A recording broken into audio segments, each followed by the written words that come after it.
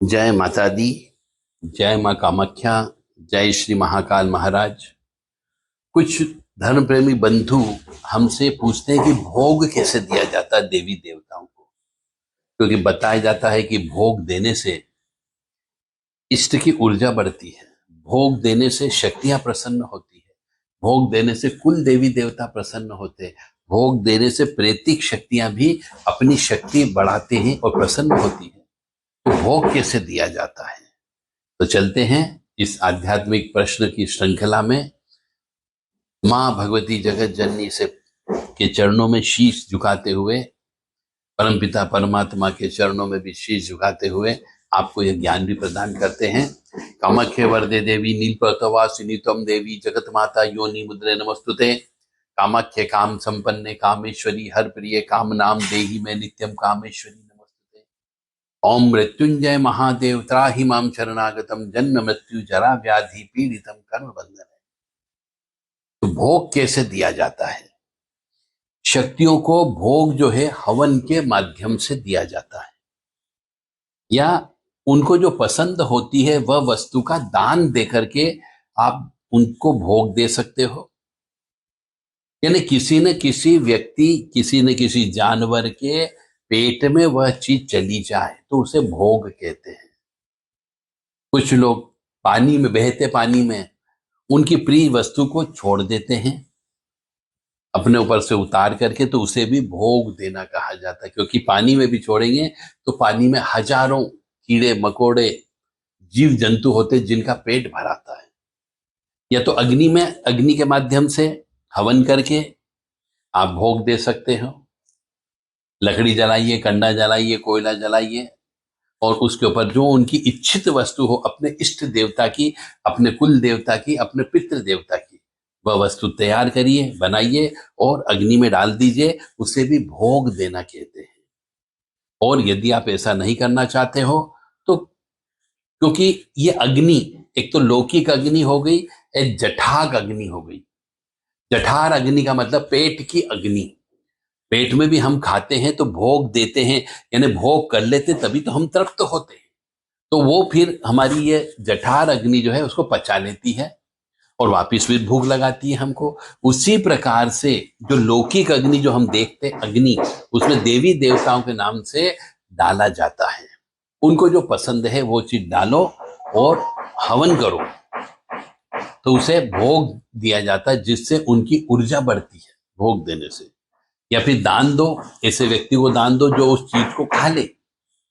चार पैर वाले गाय को दे सकते हो, कुत्ते को दे सकते हो, पशु पक्षी को दे सकते हो, या फिर किसी मनुष्य को भी दान दे दिया जा सकता है ताकि वो भोजन के रूप में उसे ग्रहण कर ले, तो उसे भी भोग लग गया ऐसा कहा जाता है।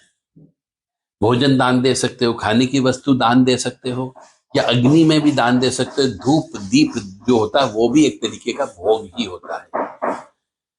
तो भोग लगाने का तरीका आज मैंने आपको बता दिया कि भोग जो है किसी न किसी अग्नि के माध्यम से, चाहे वो जठार अग्नि हो चाहे वो लौकिक अग्नि हो, उसके माध्यम से वो खर्च करना, मतलब आपको उस चीज का त्याग करना है, उसे भोग करना बोलते हैं, उसे भोग देना कहा जाता है। तो शायद जो व्यक्ति आगे बढ़ना चाहता हो, जीवन में दुख प्राप्त नहीं करना चाहता हो, जीवन में कष्ट नहीं भोगना चाहता हो, जीवन में परेशानी नहीं उठाना चाहता हो, उस मनुष्य को रोजाना अपने इष्ट देवता के नाम से, अपने कुल देवी देवता के नाम से भोग देना चाहिए। तो उसके घर में तंत्र विद्या का प्रभाव नहीं होता है। ये जितनी भी नकारात्मक ऊर्जा है, ये नकारात्मक ऊर्जा भी भोग लेकर के ही आपके यहाँ पे गलत काम करने के लिए आती है। तो आप उनको भोग देना चालू कर दोगे तो आपका अनिष्ट बिल्कुल भी नहीं होगा। जितनी भी प्रेतिक शक्तियां होती है, इन सबको भोग चाहिए होता है।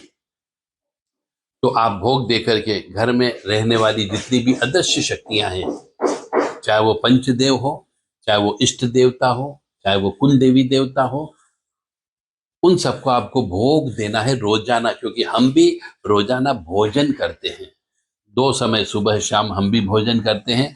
हम अपनी जठार अग्नि को शांत करते हैं। इसी प्रकार से लौकिक अग्नि को आपको शांत करना है।